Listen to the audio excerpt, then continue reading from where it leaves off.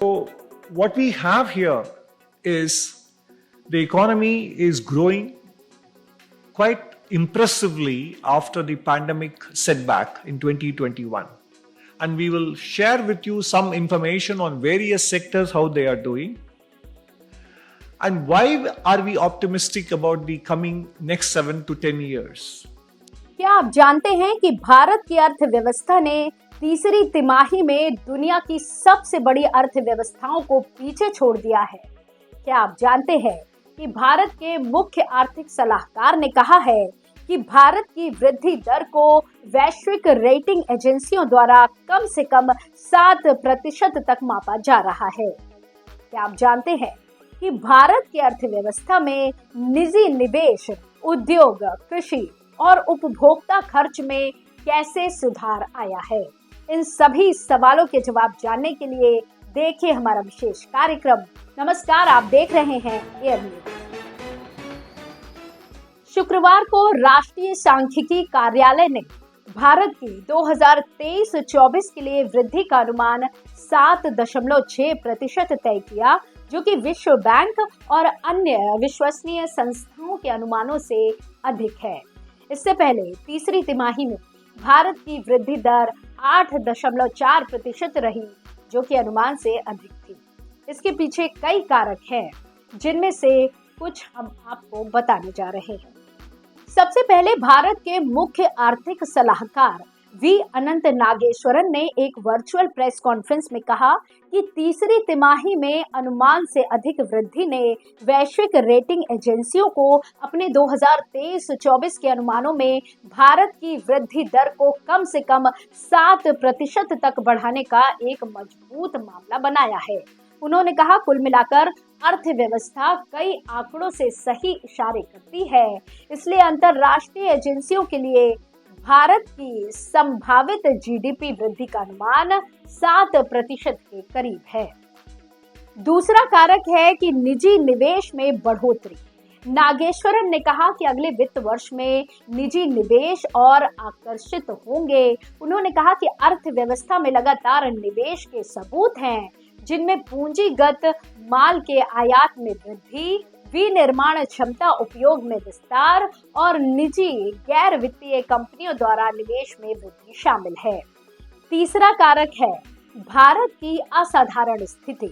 नागेश्वरन ने कहा कि दिसंबर तिमाही में भारत की वृद्धि दर ने चीन के 5.2%, इंडोनेशिया के 5%, अमेरिका के 3.1%, मैक्सिको के 2.5%, जापान के 1% और फ्रांस के 0.7% को पीछे छोड़ दिया। इसलिए अर्थव्यवस्था का वास्तविक प्रदर्शन निरंतर अपेक्षाओं को चुनौती देता रहा है और बहुतों ने जो अनुमान लगाया था उससे बेहतर किया है, जिसने ये बात स्पष्ट की है कि अर्थव्यवस्था में एक संरचनात्मक परिवर्तन वास्तव में चल रहा है। भौतिक और डिजिटल बुनियादी ढांचे के साथ साथ समावेशी एजेंडा के माध्यम से भारतीय घरेलू उपभोक्ताओं की खरीदारी शक्ति को बढ़ावा देते हुए नागेश्वरन ने कहा। चौथा कारक है कृषि क्षेत्र में सुधार। नागेश्वरन ने कहा कि रबी कटाई की संभावनाएं और एल नीनो के मिटने और सामान्य मॉनसून के अनुमान संकेत करते हैं, जो कि इस बार बेहतर खरीफ बुवाई की वजह है।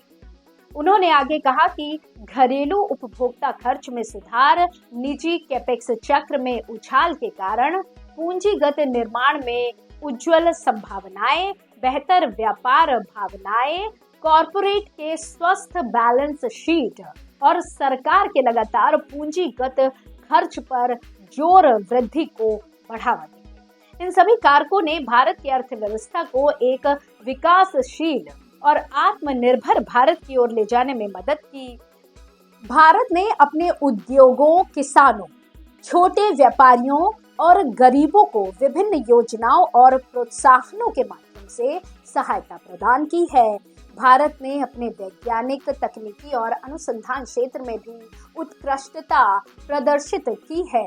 भारत ने कोविड-19 महामारी के दौरान अपने स्वदेशी वैक्सीनों का निर्माण और वितरण किया है, जिससे न केवल भारत के लोगों को रक्षा मिली है, बल्कि विश्व के अन्य देशों को भी सहायता मिली है।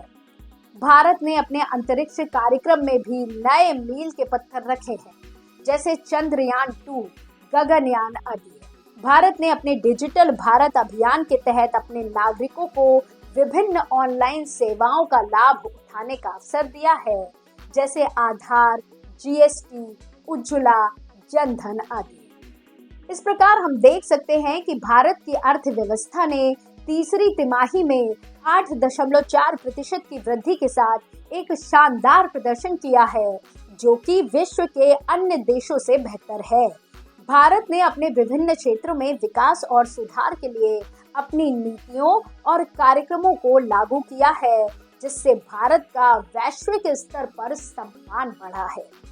भारत के लिए आने वाले वर्षों में और भी बड़ी चुनौतियां और अवसर होंगे, जिनका सामना करने के लिए भारत को अपनी ताकत और क्षमता को बढ़ाना होगा।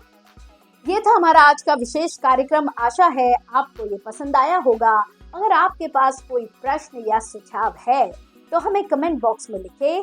अगले वीडियो में हम आपको बताएंगे कि कैसे भारत ने अपने पर्यावरण और ऊर्जा क्षेत्र में नवाचार और हरित क्रांति का नेतृत्व किया है। तब तक के लिए दीजिए इजाजत। धन्यवाद।